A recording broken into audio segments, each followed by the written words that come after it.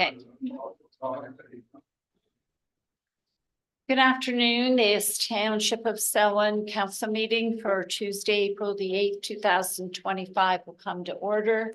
We respectfully acknowledge that we are on the treaty and traditional territory of the Mississauga Anishinaabe. We offer our gratitude to the First Peoples for their care for and teachings about our earth and our relations. May we honor those teachings. Please observe a moment of silence so the council, staff, and members of the public can quietly reflect on our duty to the community that we are trying to serve.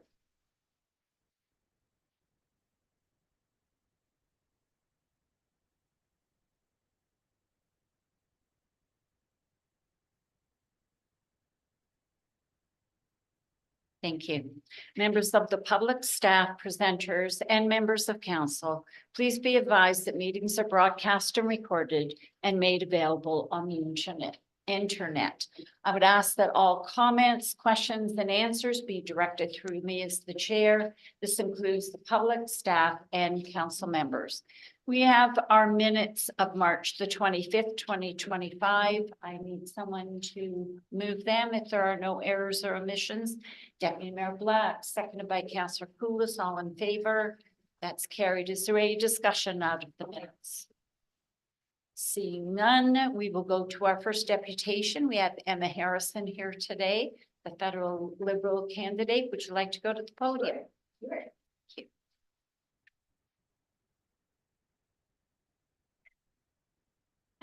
Good afternoon. I am Emma Harrison. I am the Liberal candidate for the riding of Peterborough. So I guess a little bit about me. I am from Selwyn Township. I live 15 minutes north of Lakefield on my family's farm. I know my dad knows Gord pretty well.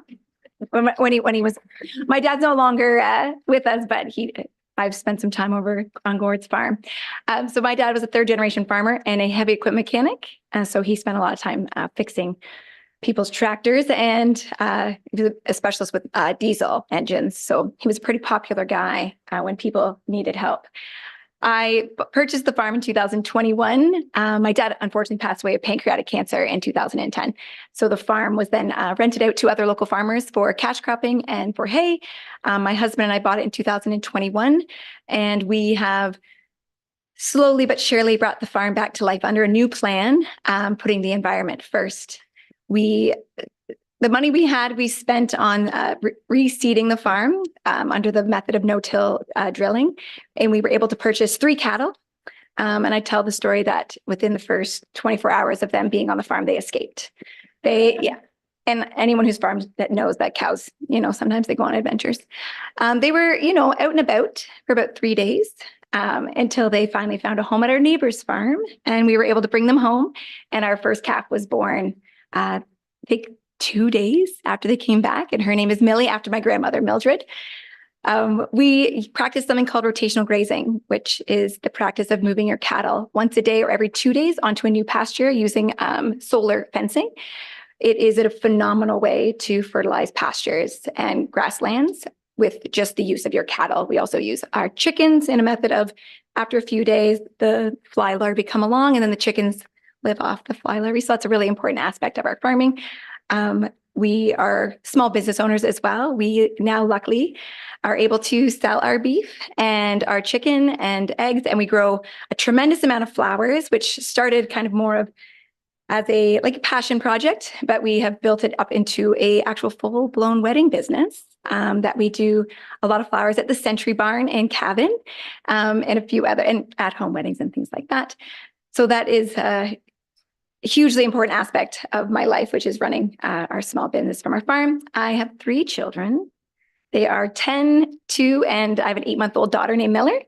And so I am here today in front of you and as the Liberal candidate because of the critical nature of this election. I'm deeply concerned about some very serious issues, and not the US certainly, but we had some really significant issues and problems that we're facing as Canadians. And then to add in the threats to our sovereignty, as well as the unjustified tariffs on our country, is going to cause a lot of hurt. And so I decided to, under some, people, suggesting perhaps that this might be a role that I may like to take on and excel maybe at. And a long discussion with my husband whether or not this would be something that we would be able to, as a family and a small business and farm, take on. I put my name forward, and so I'm standing in front of you today for those reasons. I'm trying to think. I'm also here because I played lacrosse in Peterborough, and I was very fortunate to have a tremendous amount of support from this community, specifically Lakefield at the high school, but also the community members. It is incredibly expensive to play high-level athletics as a woman, but also in any sort of minor sport. So I had a tremendous, I don't know how else to explain it, from local businesses and members of the community that I was able to try out and successfully make Team Canada in 2003. And without the support of the community, that simply would not have been possible. It was a huge financial burden on my family, but my family and the community stood behind me. And so I was able to make Team Canada in 2003. We won a bronze medal at World Cup. It was the first time ever Canada as women, we had won a bronze medal. I then went to the university in the United States on a lacrosse scholarship, and studied there for 4 years, and learned very quickly that it's a lovely place to visit, but not somewhere I wanted to live in the future, and was able to come home. So while I love my experience in the US, it further solidifies how serious this election is for me and for all of us. And why I'm here today, to meet all of you and say thank you to our community, of course, for all the support I've been given. All right. Well, thank you very much. Thank you. And it's nice to have you with us to tell us a little bit more about yourself. I don't know if there are any questions that council may have. Councillor Coates. Thank you, through you. You have a very short window, and I know staff are a very important part of that. So I'm wondering, I see a couple of people in the audience. Are they your support from your office? Oh, there is So this is Karen. And Jess. They are a tremendous amount of support when it comes to communications. But we've had we're inundated with volunteers. It has been unbelievable, the quantity of people that have come forward to take on any role. It's fueling the campaign, certainly. Every day we have a new volunteer at the front desk signing up other volunteers to make. My sister's even making phone calls in Vancouver.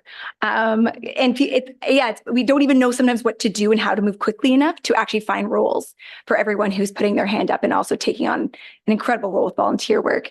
So there's 300 volunteers at the day one of the campaign starting, and I don't even know what it is anymore. Karen, do you know? Sorry to put you on the spot.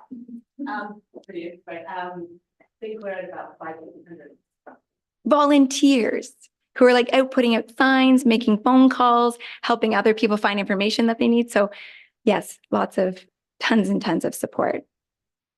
Through you, thanks. I mean, for us to communicate with you, we need to know who to communicate with too. Certainly, yes. But I know it's a quick turnaround. So you guys are under pressure, and I just want to say I really appreciate everyone coming out and having the voice here for any party, but because you're going to be working with other parties too in this race. So congratulations and good luck. Oh, thank you very much. Is there anyone else that has a question? I don't see any. Again, Emma, thank you very much for coming out to introduce yourself. Thank We you. really appreciate it, and good luck with your campaign. Thank you. Thank you, everyone. Thank you. Thank you. All right, we now have Bob Helsing. If you'd like to go to the podium, sir.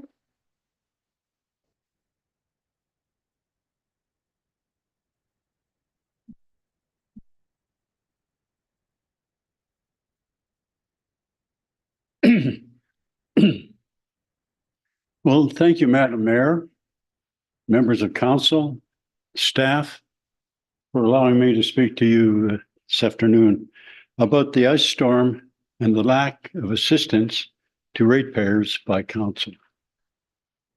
The lack of response, Madam Mayor, has tarnished council's reputation. Climate change is happening, and many more events like this ice storm will occur.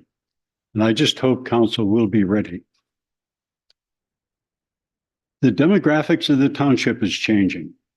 Many elderly people, more single parent families, more poor families.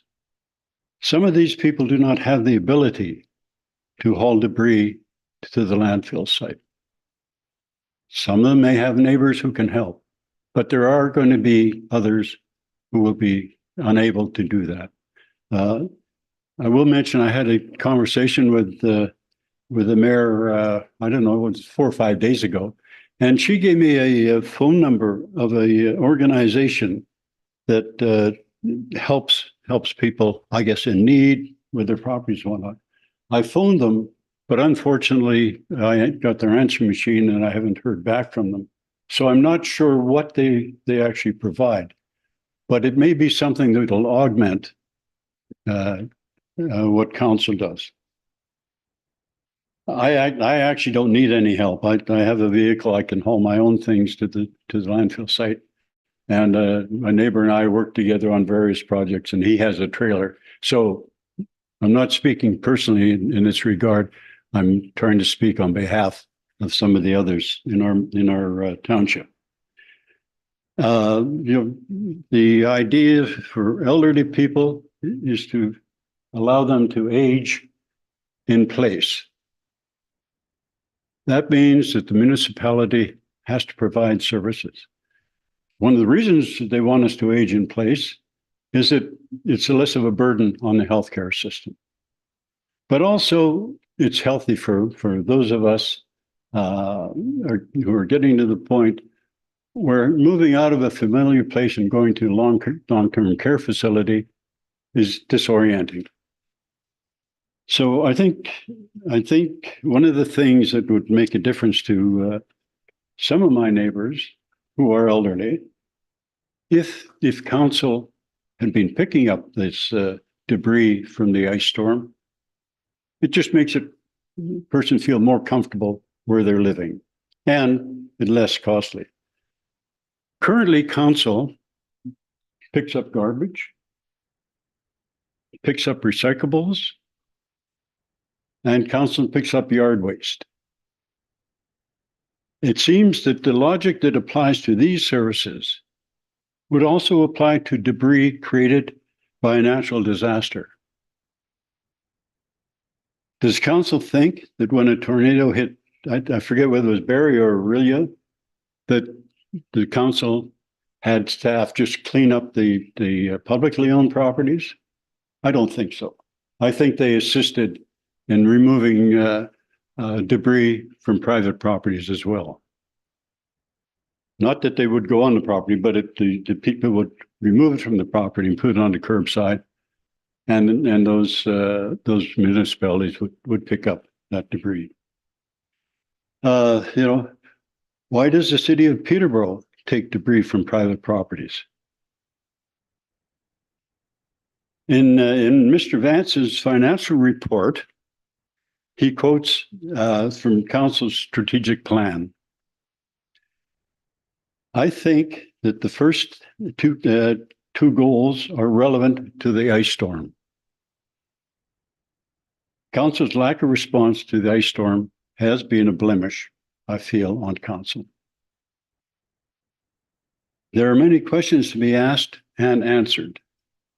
Climate change will bring many more events like this, and will council be ready? Thank you, Your Honor, and I'll be happy to answer any questions if there are any. Right, thank you very much for your delegation. I don't know if someone from staff would like to speak to this. Janice. Sure. Thank you, Madam Mayor. Certainly, excuse me, on the agenda, you'll see we do have a bit of a storm update that's coming later in the meeting. So we will have more information to provide to council, but we'll just kind of speak to the brush issue because that's what Mr. Helsing is here about.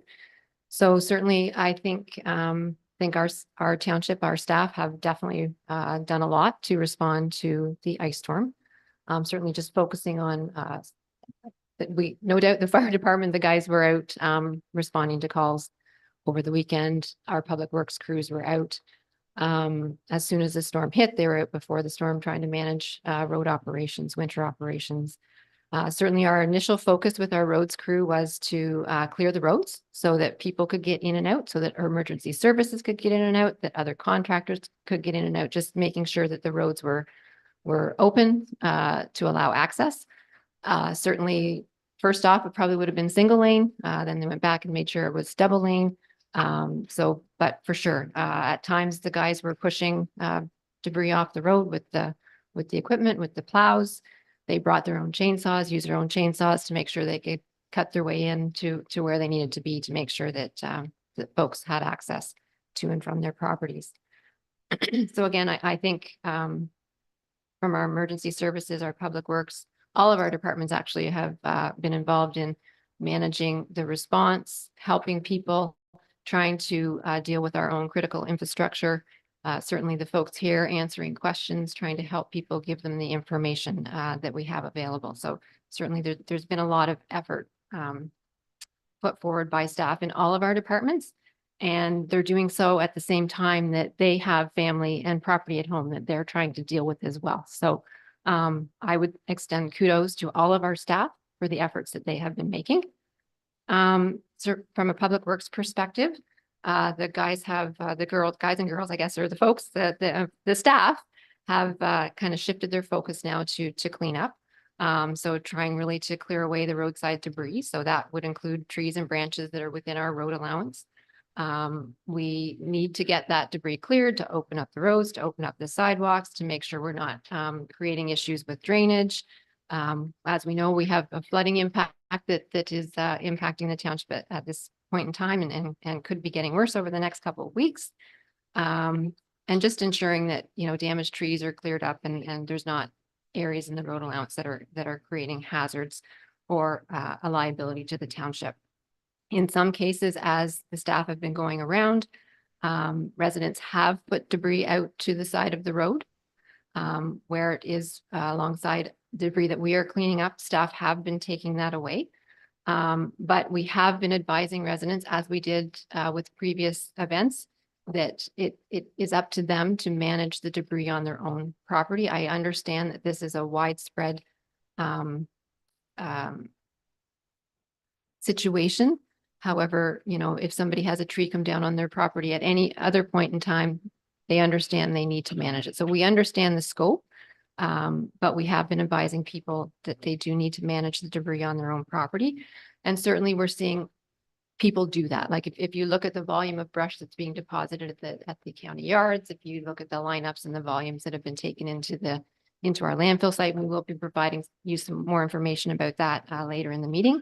I think we see that many people are doing just that. They're looking after their own needs. They're looking after their neighbors. They're helping one another. Certainly we've opened the landfill site for free brush disposal.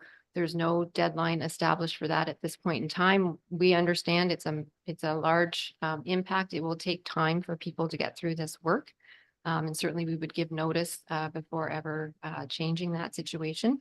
The county as well has opened up all of their county yards and are accepting brush at those yards.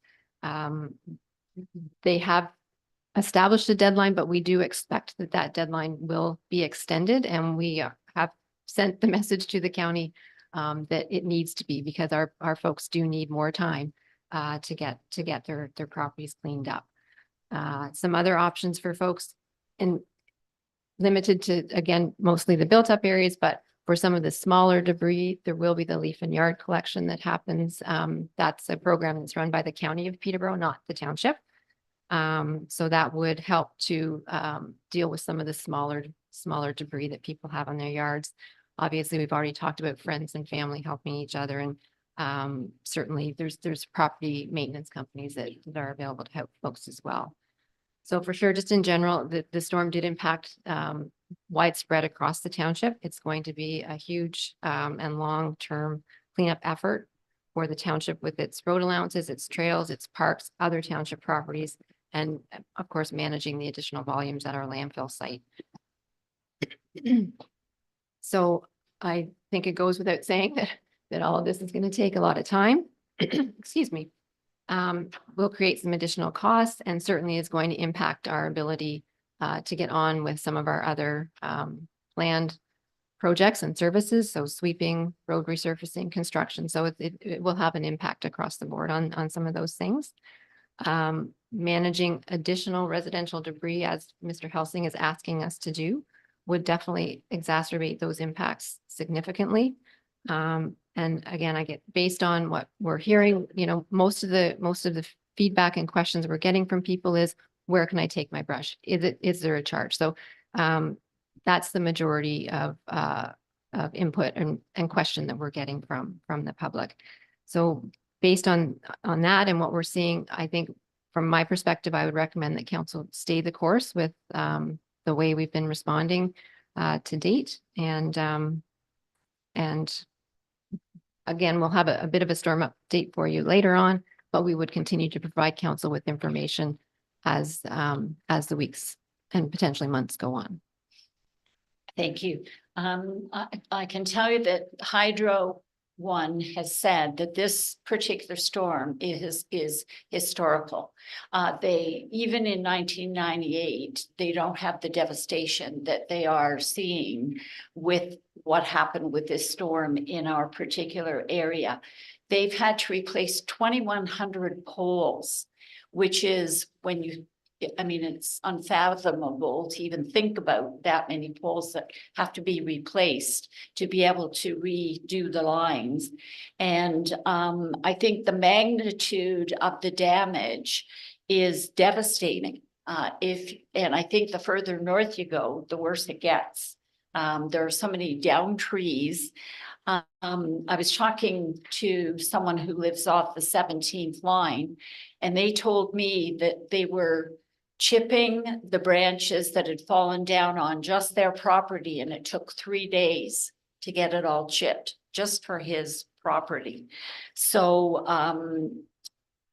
I don't believe we have the manpower to be able to go and chip and pick up. We don't have the resources either to clear debris from private homes. For certain, if there's anything that is down on municipal part of the property, we will pick that up. We'll chip and we'll pick that up. But to go on to private properties, and it will be picked up off of the municipal property. It's going to take some time, as Janice said. There's so much of it out there. I firmly believe what we do for one, we do for all. So if we're doing this for a certain part of the township, it's going to be done for everybody. And when you look at the amount of damage that's been done, I just think that it's outside of our ability to do this. That's just my opinion. I don't know what the rest of council thinks.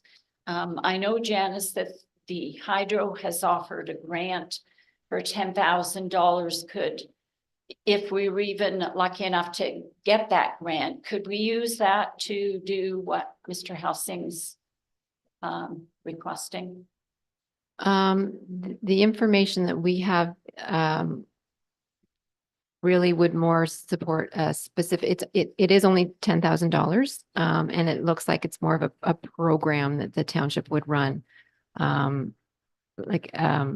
Potentially, I don't know if people want more trees right now, but typically after something like this, where people have had a lot of tree loss, then the type of program they'd be looking to support would be like a tree planting program. And that is something that we have participated in. We've provided those types of programs, so it might allow us to enrich that type of program to help people re-tree their properties. Okay, thank you. Are there any other questions or comments? Deputy Mayor Black. Thank you to your worship. Thanks for the presentation, Mr. Helsing. Your early comments around seniors and aging in place, of course, is something that's focus of mine, leading the Abbeyfield House project in Lakefield, trying to get local seniors to continue to be able to live in Lakefield in later ages. And so the points you bring up about trying to keep people in their home and having those support services around them is an important factor in making them comfortable and feeling safe in their home. So I recognize that, and I'm also on the board of Age Friendly Peterborough, So, I think those points you're bringing up are very valid. We need a way to address those moving forward. I mean, the current system, I support what the staff has said around our inability to go on private property and do those sorts of things. The cost would be tremendous, and people have insurance that they can claim and have somebody come up and clean for them. But you do raise a good point. If we want people to be able to stay in their home or stay in the townships, we do live in an environment with lots of trees. And it seems like about every 5 years this is happening nowadays with climate change. So I think it is something that we have to think about moving forward, finding a way to get some additional support services for particular seniors or those with ability challenges to help them with their property.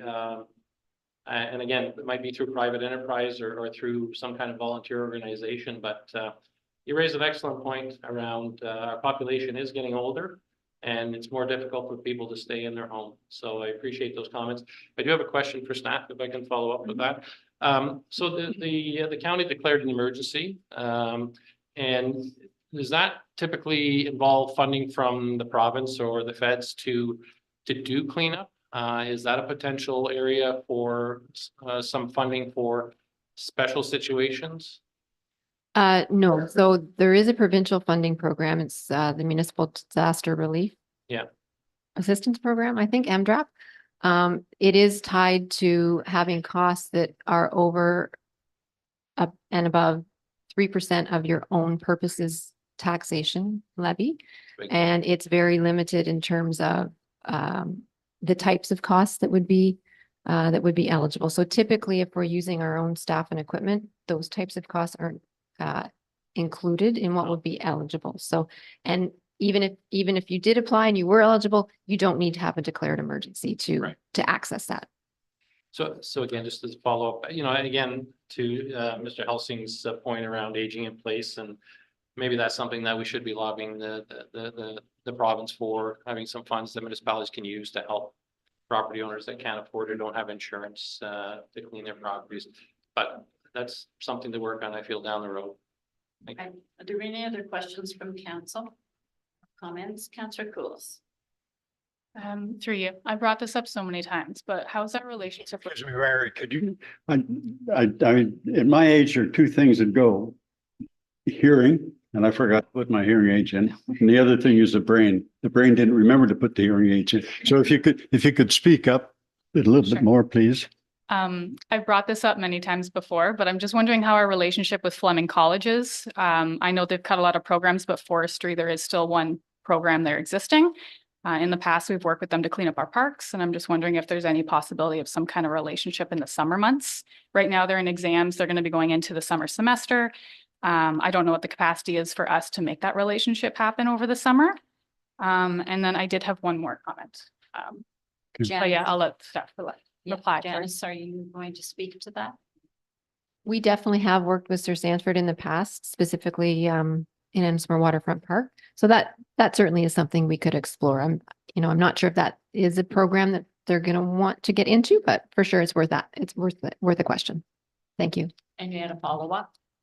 Yeah, so my follow-up was more of a broad comment. My understanding is we don't do much in this municipality looking at seniors' care. Is that correct? Like while it's technically the province's jurisdiction, some municipalities take the onus on themselves to do that kind of care provision and social services, and we do not. Is that correct? Yeah, so we do not directly provide services to seniors that are over and above our typical service levels.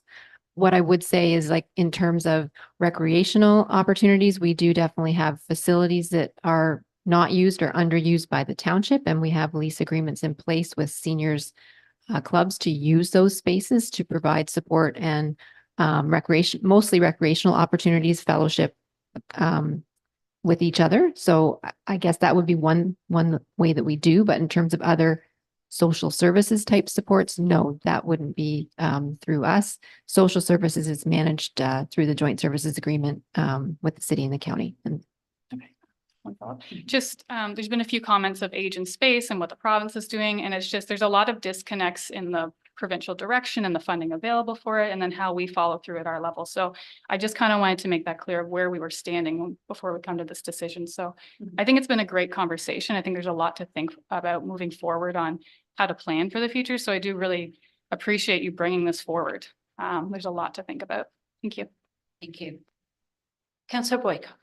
Thank you. Through you, Mayor Senes. The first thing I'd like to do is to commend staff for all of the work that they have done. The people that were here in the office and managing calls and managing communications, and the people from the various departments that were out working above and beyond the call of duty. Again, and Janice made the great point, while their homes were without power and their families were trying to make do. So thank you first for all of the extra work that all of our staff have done. It was incredibly commendable. I'm through you, Mayor Senes, I guess it's to Janice, a question of clarification. You said that a number of our staff have already been a number of areas in the township where people have dragged their down branches and things to the township property on road allowances or to the curb in, say, Lakefield or Ennismore or something, and those things have been picked up and chipped. Am I right? Is that what you've said, that where those things have been taken or fallen in the road clearances, they have been getting cleared up already? Yeah, so the goal was to get around and clear the township infrastructure. Yeah. In some locations, residents have just deposited stuff within that right of way. So when they were clearing our infrastructure, that material has been taken as well. Excellent. Okay. Thank you. Thank you very much. Yeah, because if could through Mayor Senes, because yeah, I know that we need to, and I agree with what you said, that it's one and for all. We can't say in Ennismore we'll do this, but in Smith we won't, or in Lakefield we'll do this, and elsewhere we won't.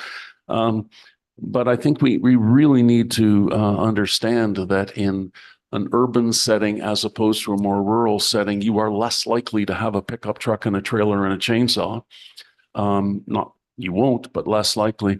And there are people who are of an age and a physical ability and have neighbors and friends that will help, and some people don't. And so everybody is not in the same situation. I hope that as this conversation goes forward, and I look forward to later on, we're going to be talking about this, that we can talk about the situation that people are in different situations for different reasons, and maybe sometimes need to be treated differently, despite the fact that I agree with what you say, that what happens someplace needs to happen all across the township. So they're my comments. Thank you. Is there anything else that any member of council would like to say? All right, well, I thank you very much for bringing. Could I make a closing comment, please? We don't normally do that, but Okay, in that's your fine. case, I will let you. Go ahead. Go ahead. Thank you. Thank you for all of you for the discussion, the questions and the comments. I think it's a really important subject. Climate change is going to happen more frequently. You're going to have more staff. You're going to have to figure out how you're going to pay for that. But I think an important thing that you can go to, and I didn't quote it when I mentioned Mr. Vance, but there are two things he mentions from the strategic plan. Number one, foster a healthy, engaged, and connected community. Number two, achieve excellence in governance and service delivery. So council has to decide what services they're going to deliver. And maybe council will say, no, we pick up garbage, we pick up recyclables, we pick up yard waste. We don't pick up and clean up our community. That's for council to decide. But I want you to, from my perspective, I want you to take it very seriously, because things are changing. We had that, I can't pronounce the word, that windstorm. Derecho or Derecho, however you say. And now an ice storm, and we've had tornadoes. I mean, do you remember Bridge North 20 years ago? And it's just going to get worse. So council has to be responsible. And that means dealing with the issues now, preparing a more in-depth master plan to deal with emergencies. So thank you very much, Madam Mayor. Thank you very much. And council and staff. Appreciate it. Thank you. We will now move on to question period. Madam Clerk, did any question come in? No questions. Thank you very much. We have a municipal staff report for direction. Megan LaRocque. You have the podium.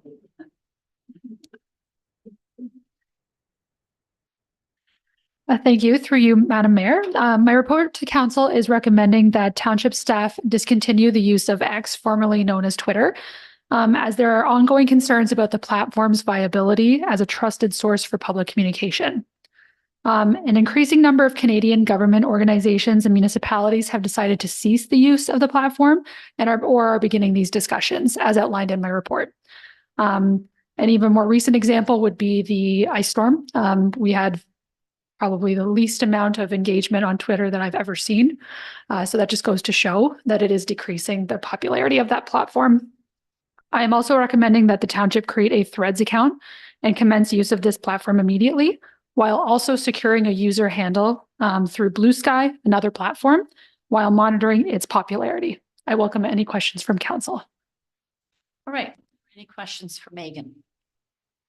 Councillor Coolis. Through you, thanks. Can you just explain it a bit more of what's meant by a new decentralized social media platform? I'm just curious what the decentralized portion is. Yeah, so Blue Sky essentially, they promote themselves as they're not owned by one giant corporation. And it's, I would almost say it's a mix between Twitter and having like a forum. So within that that Blue Sky account, you can actually go into specific subject matter that interests you. On one side of things, it's great for your average Joe who can go in there, see exactly what it is that they want to see, gardening, sports, you name it. But from our perspective, I would say it's a little bit difficult to make sure that our message is getting out there when people can choose what they see. So that's kind of the whole motto. It's not owned by Meta. It's not owned by X, that sort of thing. Any other questions for Megan? There's a recommendation in front of us. Who would like to move that recommendation? Councillor Boyko, seconded by Councillor Coolis. All in favor? It's carried. Thank you very much. Is there anything that anyone wants pulled from the consent items? Councillor Coolis?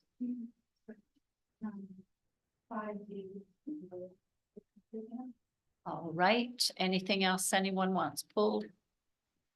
Seeing none, can I have someone move the balance? Councillor Henry, seconded by Deputy Mayor Black. All in favor? That's carried. All right, we'll go to 5B now. Yes. I don't think we need a presentation on this, but like if you want to, go ahead. Yeah, thank you. Good afternoon. Through you, Madam Mayor. So the township is putting forward an Earth Day cleanup again this year. Earth Day happens annually on April 22nd. So this year, what we're hoping to do is have registrations online and in office. Anyone from the community can come in and register. They will be given plastic bag and gloves and a landfill pass. They have all of April to do the cleanup. And then we have a designated window from April 22nd to 26th for people to go to the landfill and drop off their waste collection. We have reached out to all the community organizations, schools, and waiting for some response on those. So yeah, that's really all. Thank you. Councillor Coolis. That's great. Thank you. I love this. I love that it's more like formalized in writing, because I know in the previous years, we've just gone out and talked to community organizations. I know the Ennismore Garden Club is like almost annually does it, and they're always looking for volunteers, nudge, nudge council, to go pick up garbage. It might be a photo op. But my kind of focus here is the schools. I know we try not to work too closely with schools, more so because they work with the school boards. But when I'm in the school, on my kids' school, and which is in town, it's actually not in Selwyn. The staff have limited time to allocate to these kind of things. Parent volunteers, it's hard to make sure they have to be able to come into the school, they have to already have a police record check. And, you know, when you ask for that in September and it takes 6 weeks to get, most people don't get it until Christmas, and then you can't participate. So what I'm getting at is I think this is really great, but for schools, if we could reach out even like in January or November to really help them prep, I think we might get a higher turnout.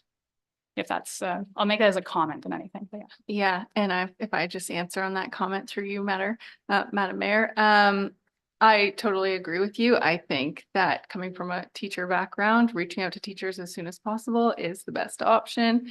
And we can definitely do that in the fall even, when we reach out about school trips and looking at the landfill and all sorts of stuff like that. So definitely doable. Thank you. Thank you. So we have Deputy Mayor Black. Thank you, through your worship. Thanks for the report. I usually try and get out with one of the groups to do one of the spring cleanups with Val or the trail folks or the Innismore folks. Is what they pick up, is that included in your number as far as the 300 kilograms? Are they counting that, or are they just doing it and that's not being included? Yeah, through you, Madam Mayor. So what we do is we have people register online. I'll keep a tally of that. And then I will share that with Joe at the landfill.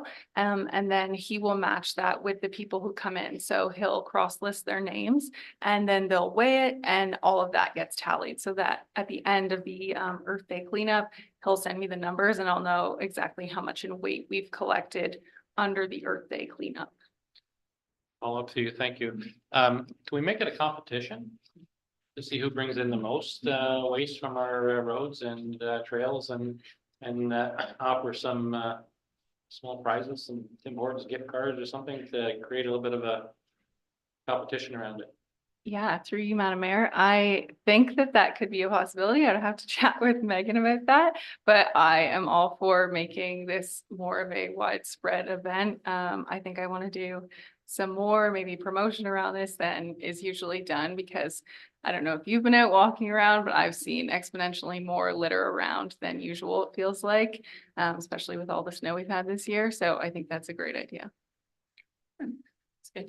All right, can I have someone move the recommendation? Councillor Koulis, seconded by Deputy Mayor Black, all in favor. It's carried. Thank you. Now we will move on to the ice storm update. Who's giving the update?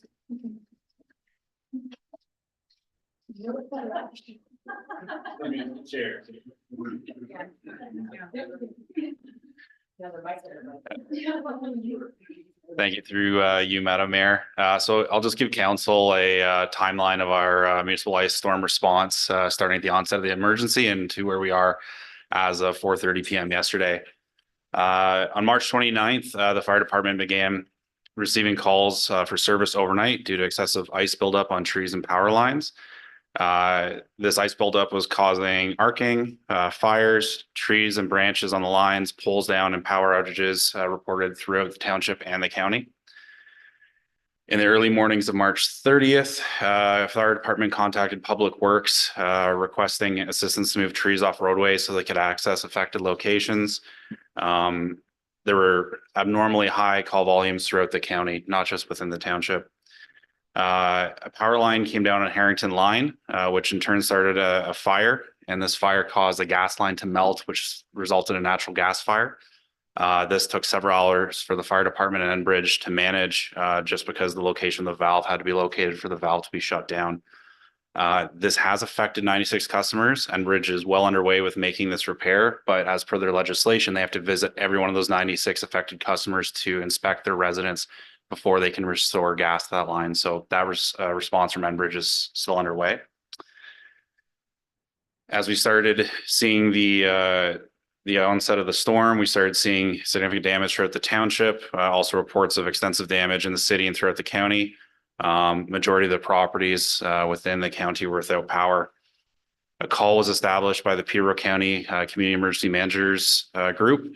And it was in response to the emergency that was ongoing and the formal declaration of an emergency by the city of Peterborough.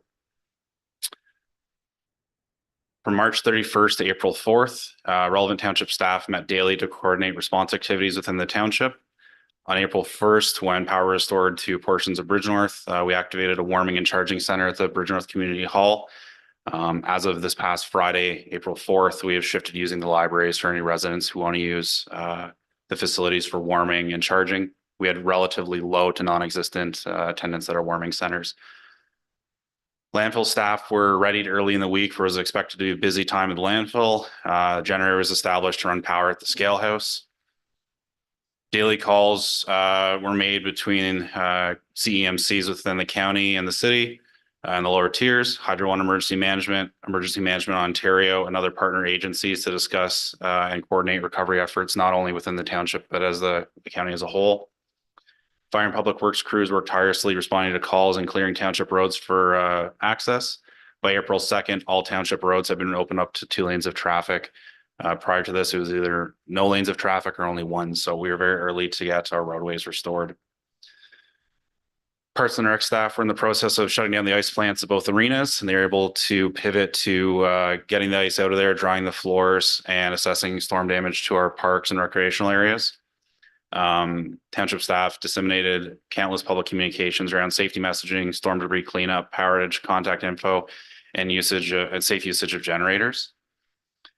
Customer service staff were and continue to be very busy taking calls from residents about a variety of issues, but mainly where they could take storm debris, landfill hours, inquiring about the availability of Peterborough County depots for yard and brush drop off. And this was followed up on April 4th, this past Friday, with conservation authorities in the region issuing a flood warning for the county and specific watersheds. Over the weekend on April 5th and 6th, the CMCs within the county, relevant township staff, and Hydro One continue to have calls throughout the weekend on various issues. On Saturday, this really began pivoting towards flood response as a lot of the lower tier municipalities entered the recovery phase of their emergency response. Conservation authorities have since notified us of rising water levels over the next 2 to 3 weeks. So while we're in the recovery phase of the energy emergency, we're really going now into a flooding response, potentially as bad as 2014 levels with flooding, but that's yet to be seen. As far as flooding, township staff continue to meet with the Trent Severn Waterway to get data that's critical to our township and our emergency posturing. As of yesterday, April 7th, county CEMC meetings have been suspended. This is largely, like I said, because lower tiers in the city are entering the recovery phase from the emergency, and a lot of us are pivoting now towards flood response and preparing for that next emergency. Those meetings might resume if there's a need at a county level. I'll just share some current statistics now as of 4:30 last night at our county CEMC meeting. So Hydro One has reported that this ice storm affected over 1 million customers provincially. Locally, there's still 4,000 customers without power in the county. There are currently 900 hydro workers actively working in the county. These workers include Hydro One, subcontractors, and mutual aid from other provinces, particularly Quebec and New Brunswick. I'm sure you've seen many of those trucks in and around the township. Selwyn Fire Department has had 144 calls for service since March 29th. 120 of these calls for service between March 29th and April 1st. Some significant calls in there were 74 for down power lines and arcing wires, 23 medical calls, 15 carbon monoxide incidents, 9 fires, and several others. In comparison, for statistics, in 2024, the fire department received a total of 1,329 calls for service. As far as landfill statistics, between April 1st and April 5th, we had an average of 288 vehicles per day with a total of 1,441 vehicles crossing the scales. To put in perspective, there's an average of 173 vehicles a day in 2024. As far as disaster brush, we've been averaging 53 tons a day with a total of 265.27 tons total. This is 61% of the total brush that we collected in 2024. Flood disasters debris, we've collected 3.95 tons so far. That's drywall and other materials that have been damaged with some pumps and flooding in basements. And food waste that's been missed from curbside and spoiled from the power outage, we're currently sitting at 2.15 tons. As far as our CGIS and formal calls for service, the Ennismore ward has had 6 formal calls for service. The Smith ward has had 12 formal calls for service, and the Lakefield ward has had 6 formal calls for service. These do not account for the numerous calls and walk-ins that our customer service team has been receiving regarding storm debris and other storm-related inquiries. Thank you. Thank you very much. And yes, staff has been working really hard throughout this whole ordeal, meeting daily and on the weekends. They've been working. So I echo what Councillor Boyko said, that all of us on council really appreciate all the hard work you've been doing through this disaster. Are there any questions? Councillor Boyko. Thank you. Through you, Mayor Senes. When the city of Peterborough declared its state of emergency, the formal declaration of emergency, I read what that entails, but perhaps could we talk about just for a second while we're in open meeting, what would be made? I know the decision was made not to declare a formal state of emergency here in Selwyn. What would be made available to us if we declared a state of emergency as opposed to not declaring a state of emergency and carrying on as we did so admirably? Yeah, through you, Madam Mayor. So there's a bit of a misconception with formal declarations of emergencies that municipalities and the head of council get these extra powers. There are certainly some situations where that could apply. For instance, if you had mass flooding and you need to order an evacuation of a certain area, but that wasn't applicable in this situation. It used to be that declaring an emergency would give you a provision of extra assistance from the province. That's no longer the case. We had made requests for wood chippers, et cetera, through the province, despite not declaring an act of emergency here. Probably the most meaningful impact of declaring an actual emergency would be having representation from Emergency Management Ontario, a field officer attending your municipality and your emergency operations center as a direct link to the Provincial Emergency Operations Center and EMO as a whole. That said, the county and the city had declared an emergency, so we already had 2 field officers in the area. So there really wasn't any added benefit to the township declaring an emergency. We are already meeting through them and speaking to them daily through our CEMC calls. I reach out to them pretty much daily. So there wasn't really any benefit. And lastly, the benefit would be if we were starting to withdraw some of our core services and having to implement our business continuity plans.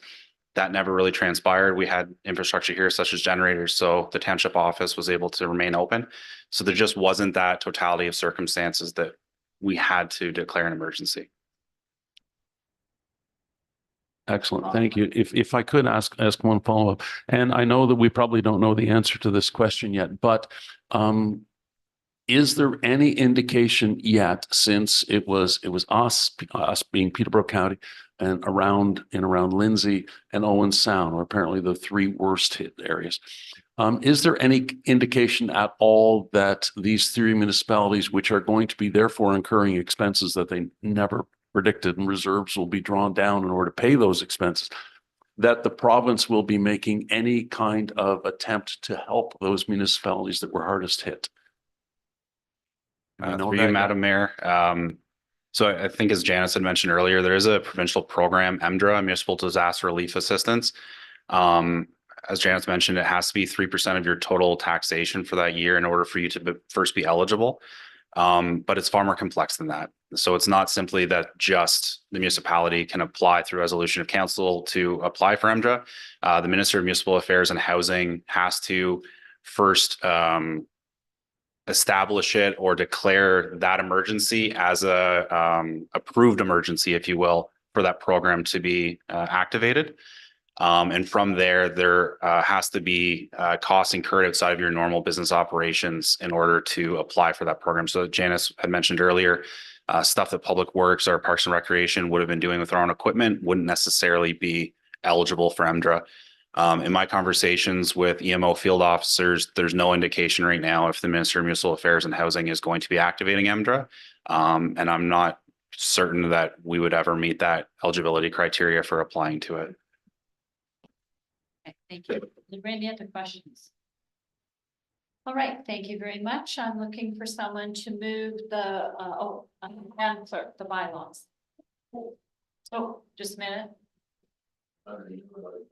Oh, I'm sorry, Council. Is there anything under new and other business, Councillor Henry? Thank you, by all means, through you, Mayor Senes. Give me a moment here. So the ice storm hit us a week ago, as we've been discussing, and it occurred just over 1,000 days since the windstorm that were hit with in May of 2022. I would like to believe that we've learned something from that first severe climatic event.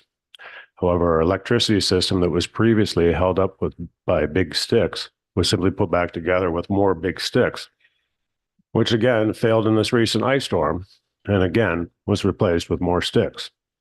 We have not figured out how to make a better stick.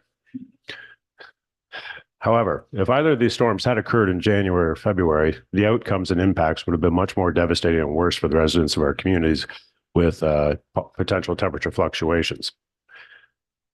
Our residents are demanding more from us.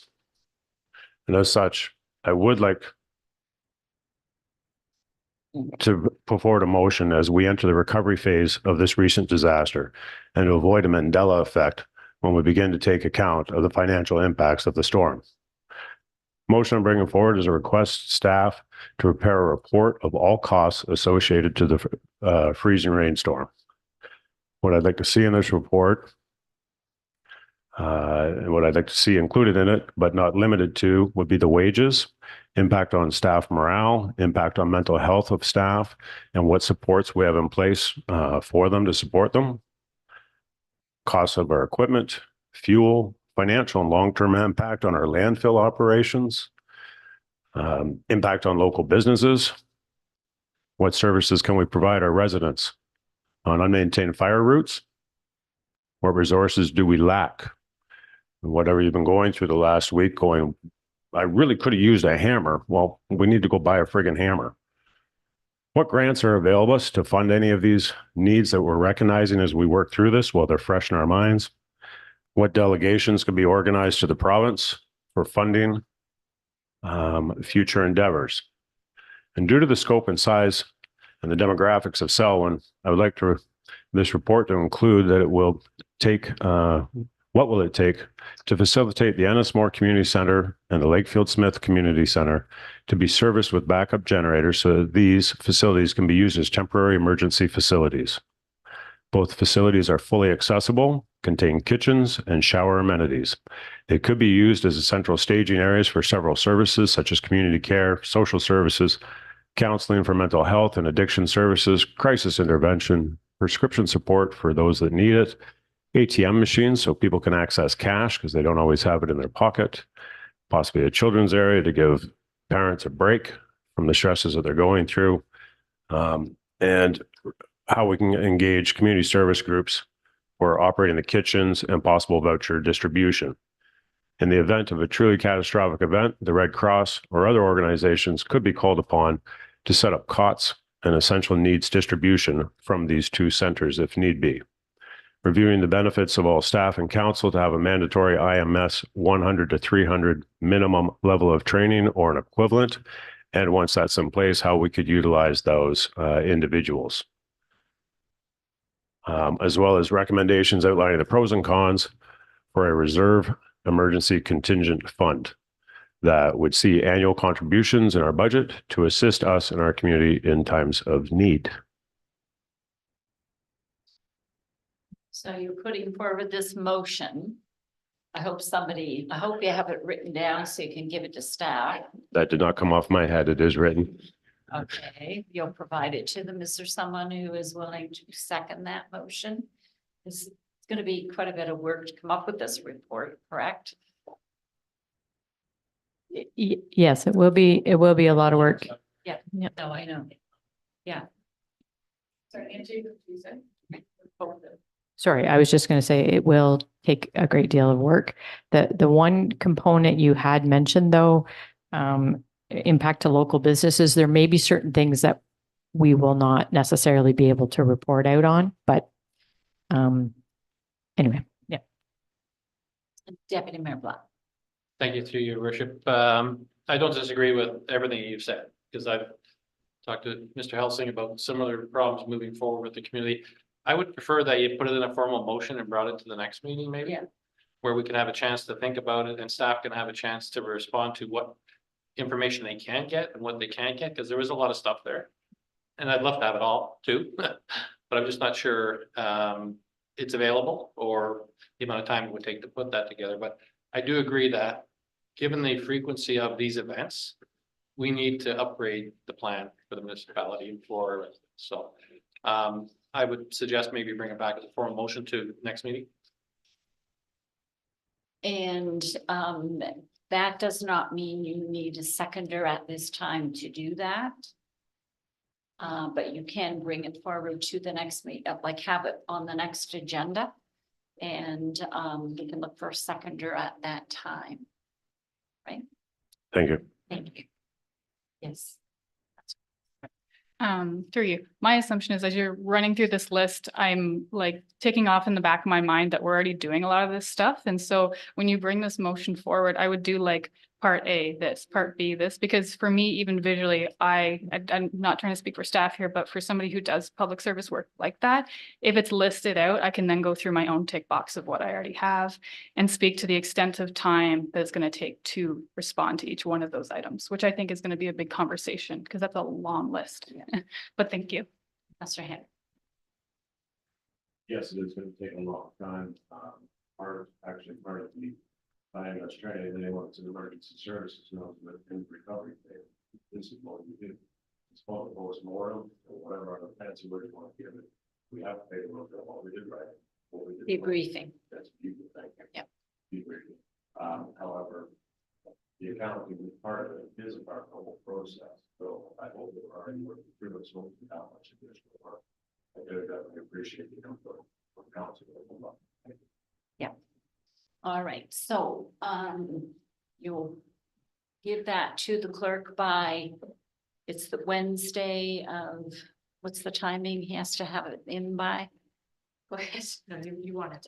No, that's, no, yeah, we would treat it as a notice of motion. So it Yes. would have to be, the motion would have to be provided to Angela by at least next Wednesday at the latest. And then it would be put on the agenda and council can have the discussion. Yeah, and just as a post note, Councillor Henry, you were talking about generators for 2 of our arenas. We just approved one for 125,000. Ka-ching, ka-ching, ka-ching. Anyway. All right. Can we hear the bylaws, please, Madam Clerk? Yes, so we have bylaw 17, the taxation bylaw, and 18 to authorize court security and prisoner transportation funds. Right, can I have someone move those? Councillor Boyko, seconded by Councillor Henry, all in favor, that's carried, thank you. Confirming bylaw. Deputy Mayor Black, Councillor Coulis, all in favor, that's carried, thank you. No sub-adjournment, Councillor Henry. And seconded by Deputy Mayor Black, you seem to be the second all the time. I know. Anyway, all in favor, that's carried, thank you very much, have a great afternoon.